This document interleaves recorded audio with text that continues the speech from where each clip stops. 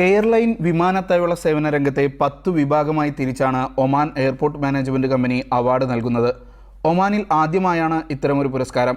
വിമാന കമ്പനികളുടെയും എയർപോർട്ടിൽ സേവനം ലഭ്യമാക്കുന്ന മറ്റ് സ്ഥാപനങ്ങളുടെയും ഓരോ വർഷത്തെയും പ്രകടനം വിലയിരുത്തിയാകും അവാർഡ് നൽകുക.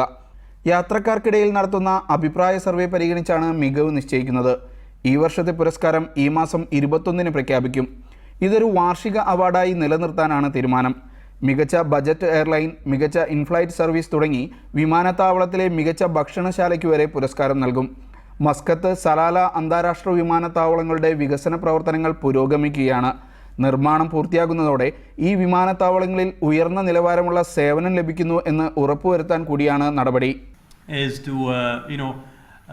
Enhance and motivate the companies to give better service to us all in the room and all other passengers, because all of us I think come through Oman airport CEO വൈസ് അലൻ, general manager Aiman Al Husni, മാധ്യമ വിഭാഗം മേധാവി Abdulla Muhammad Al Busaidi എന്നിവർ വാർത്താ സമ്മേളനത്തിൽ പങ്കെടുത്തു.